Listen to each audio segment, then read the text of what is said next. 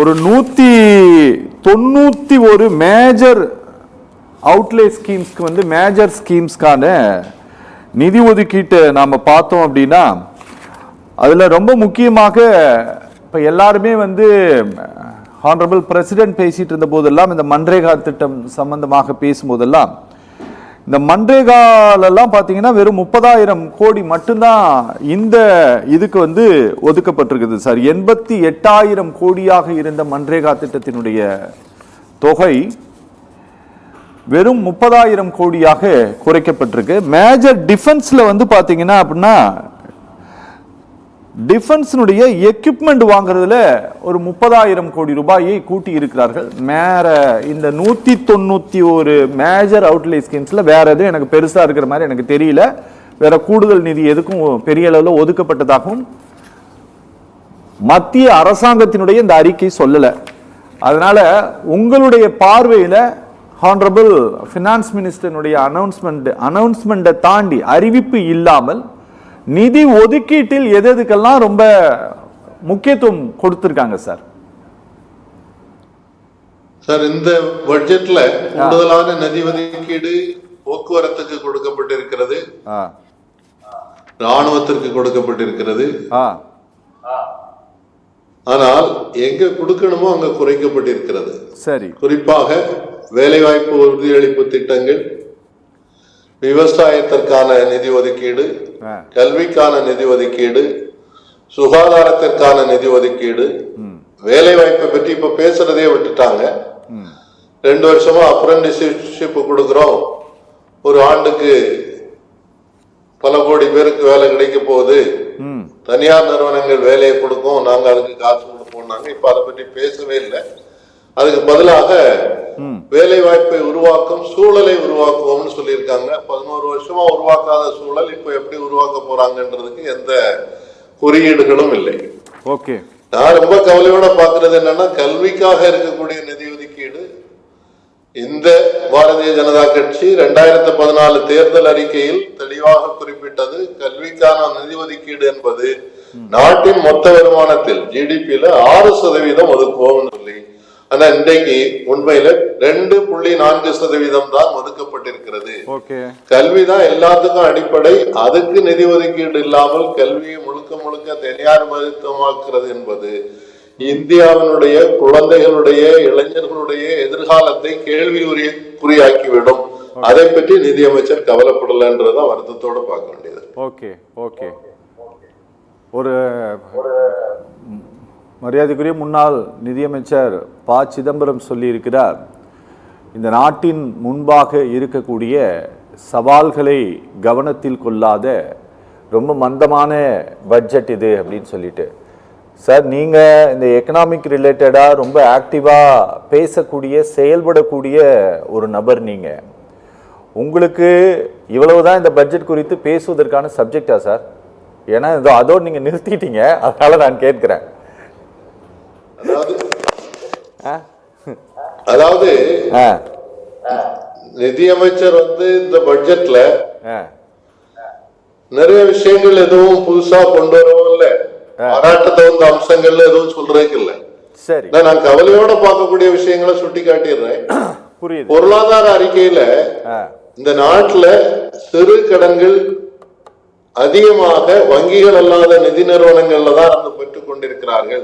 சரி, micro finance இன்ஸ்டிடியூஷன்ஸ்ல இருந்து வாங்கிட்டு இருக்காங்க. இது ஒரு ஆபத்து என்பதையே சுட்டி காட்டியிருக்கிறார். ஓகே, அதே மாதிரி நடுத்தர தொழில்கள் பல ஆபத்துக்களை சந்திக்க இருக்கின்றன. பெரிய தொழில்கள் வந்து எந்த ஸ்டாக்குனாலும் அப்சார்ப் பண்ணிக்கிடும், தாக்கு பிடிக்கும். ஆனா நடுத்தர சிறு தொழில்கள் தாக்கு பிடிக்க முடியாதுன்னு சொல்லியிருக்கு. ஆனா இவங்க 2014லயே ஒரு MSMEக்குன்னு ஒரு தனி பேங்க் கொண்டு வருவோம்னு சொல்லியிருந்தாங்க. அதை பற்றி சொல்லல. கொடுத்த வாக்குறுதிகள் எதையும் பற்றி இன்னைக்கு சொல்லாமல் மறந்துவிட்டு நாங்க வந்து உலக பொருளாதாரத்தில் போட்டி போட்டுக் கொண்டிருக்கிறோம் அப்படின்றத மட்டும் சொல்றது வந்து சும்மா வாய்ப்பேச்சு. ரொம்ப அழகான வார்த்தைகள் நிறைய பயன்படுத்தி இருக்காங்க, ஹிந்திலையும் ஆங்கிலத்திலையும். ஆனால் பாராட்ட தகுந்த விதத்துல எந்த இதுவும் நான் சொல்றதுக்கு அதுல இல்லை. ஓகே ஓகே ஓகே ஓகே, நேரடியாக மக்கள் வந்து பலன் பெறக்கூடிய வகையிலான சில திட்டங்கள்னு இருக்கு இல்லையா? நேரடியாக போறாங்கன்னா ஹாஸ்பிட்டல் போறவங்க, இல்லை இந்த மேடம் சொன்னபடி இந்த விவசாயிகளுக்கு பணம் கொடுக்கறது, இந்த மாதிரி சார், இந்த மாதிரியான திட்டங்களுக்கு இந்த இதுல ஃபண்டை அதிகப்படுத்தி இருக்காங்களா இல்ல குறைச்சிருக்காங்களா சார்? எதையும் அதிகப்படுத்தல, குறைச்சிருக்கதான் செய்யறாங்க. திருமிகு விஜயராகவனி அவர்கள் பேசும்போது ஏதோ நாங்க கொடுக்கிறோம் அப்படின்னு சொல்லி அவங்க சொந்த வீட்டு பணத்தை எடுத்து கொடுக்கிற மாதிரி பேசினாங்க. இன்றைக்கு ஜிஎஸ்டி வந்த பிறகு ஜிஎஸ்டிக்கு பின்னால மாநில அரசுகளுக்கு பணம் உருவாக்குவதற்காக நிதி உருவாக்குவதற்கான வாய்ப்புகள் குறைஞ்சு போச்சு. அதனால இங்க இருந்து போகக்கூடிய நிதியை திருப்பி கொடுக்க வேண்டியது ஒன்றிய அரசினுடைய கடமை. அதைத்தான் செய்துட்டு இருக்காங்களே தவிர அவங்க புதுசா எதையும் கொடுத்துடல. புதிய திட்டங்களும் அறிவிக்கப்படவில்லை. குறிப்பாக இந்த தமிழ்நாட்டை பொறுத்தவரையில தொழில் முனைவோர் எதிர்பார்த்தது என்னன்னு சொன்னா, இந்த ட்ரம்பினுடைய தாரிஃப்னால ஏராளமான பாதிப்புகளை கண்டிருக்கிறார்கள். அதுக்கு ஏதாவது ரிலீஃப் கிடைக்கும், உதவி கிடைக்கும்ன்றது எதிர்பார்த்தாங்க. அது எதுவுமே அறிவிக்கப்படவில்லை. நீங்க சொன்ன அந்த MSMEக்கு 10,000 கோடி என்பது போன வருஷமும் அறிவிக்கப்பட்ட அதே திட்டம் தான், புதிய திட்டம் அல்ல. அதே மாதிரி பாத்தீங்கன்னு சொன்னா வேலை வாய்ப்பு போன தடவை என்ன சொன்னாங்க, ஒரு வருஷத்துக்கு அப்ரண்டிஸ்ஷிப்புக்காக நிறைய காசு கொடுக்கிறோம்னு சொன்னாங்க. நீங்க சொன்ன அந்த பிரைம் மினிஸ்டர்ஸ் ரோஜ்கார் யோஜனா திட்டத்துல கூட ஒருவேளை அந்த பணம் அங்கதான் போகுதா இருக்கலாம். ஆனா போன வருஷம் ஒதுக்கப்பட்ட பணத்துல பெரும்பகுதி செலவாகல. ஆனா எந்த முதலாளியும் வேலை வாய்ப்பை கொடுப்பதற்கு தயாராக இல்லை. இளைஞர்களும் இளம் பெண்களும் அப்ரண்டிஸ் சொல்லி வருஷக்கணக்கா வேலை பார்க்கறதுக்கு அவங்களும் தயாராக இல்லை. நிரந்தர வேலையை எதிர்பார்க்கிறாங்க. இப்போ நீங்க 80 கோடி பேருக்கு 5 கிலோ வச்சு இலவச அரிசி கொடுக்கறோம் அப்படின்னு சொல்றாங்க. அதுக்காவது நிதி கூடுதலாக ஒதுக்கப்பட்டிருக்கிறதான்னு பார்த்தா இல்ல. கல்விக்கு கூட்டப்படவில்லை, ஆரோக்கியத்திற்கு கூட்டப்படவில்லை, கிராமப்புற வளர்ச்சிக்கு கூட்டப்படவில்லை. விவி ராம்ஜிக்கு கொடுத்திருக்கிறது என்பது இந்த 125 நாள் வேலை என்பது உத்தரவாதம் கிடையாது. முன்னால 100 நாள் வேலைக்கான உத்தரவாதம் இருந்தது. இன்னைக்கு அந்த உத்தரவாதமே கிடையாது. எத்தனை பேருக்கு கிடைக்கும்னு தெரியாது. அதனால இந்த பட்ஜெட்ல அறிவித்திருக்கக்கூடிய அந்த அறிவிப்புகள் எதுவுமே சாதாரண மக்களுக்கு, நடுத்தர மக்களுக்கு பிரயோஜனம் அளிக்கக்கூடிய எதுவும் இல்லை. கடைசியாக ஒண்ணு சொல்ல ஒரு முறை, வங்கித்துறையை பொறுத்தவரையில ஒரு பெரிய சவாலை எதிர்பார்த்து கவலையோட பார்க்க வேண்டியது இருக்கு. ஏன்னா புதுசா ஒரு கமிட்டி, ஹை பவர் கமிட்டி போட்டிருக்கோம்னு சொல்றாங்க.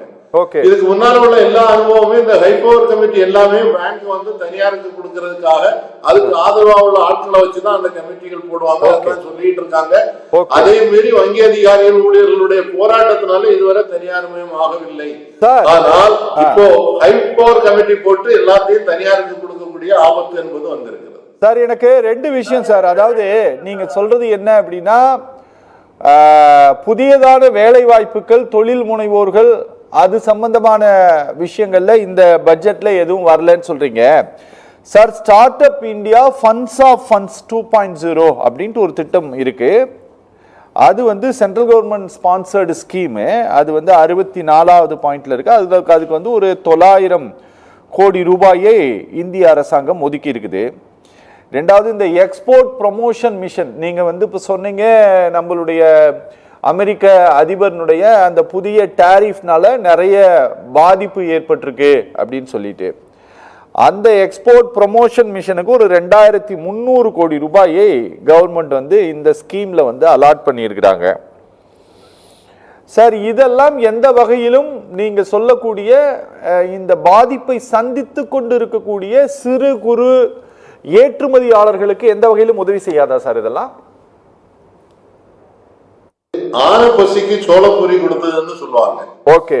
இந்த ஸ்டார்ட் அப் மிஷனை பொறுத்தவரையில 900 கோடியை வச்சு அதுல என்ன ஸ்டார்ட் அப்ப உருவாக்கி விட முடியும்?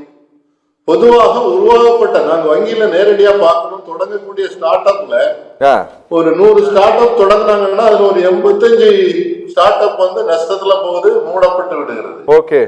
அப்போ ஸ்டார்ட் அப் மிஷனை பொறுத்தவரையில சீனாவை பார்த்து அல்லது இஸ்ரேலை பார்த்து அதுக்கு கற்றுக்கொள்வதற்கு நிறைய இருக்கு. அரசாங்கம் இதற்காக நேரடியாக பணம் நிறைய ஒதுக்குறாங்க. குறிப்பாக பொருளாதார நிபுணர் கொடுத்த அறிக்கையில என்ன சொல்லியிருக்கிறாரு, இந்தியா வந்து ஒரு என்டர்பிரனரல் ஸ்டேட்டாக மாற்றுவோம், தொழில் முனைவோரோட நாடாக மாற்றுவோம்னு சொன்னா அதுக்கு பல லட்சம் கோடி ரூபாய் ஒதுக்கணும். நீங்க 900 கோடி அதுக்கு எந்த அளவுக்கு உதவியாக இருக்கும்? சரி. ஏற்றுமதி தமிழ்நாட்டுல மட்டும் இந்த ட்ரம்ப் தாரிஃபினால இதுவரை பாதிக்கப்பட்டிருப்பவர்களுடைய தொகை என்பது சுமார் 14,000 கோடி என்பதை தொழில் முனைவோர் கூட்டமைப்பு சொல்லியிருக்குது. இதுல நீங்க 2,000 கோடி இது இந்தியா முழுவதுக்கும் கொடுத்து அதை வச்சு என்ன பலன் கிடைக்கும்ன்றத யோசிச்சு பாருங்க. Okay sir. ஓகே.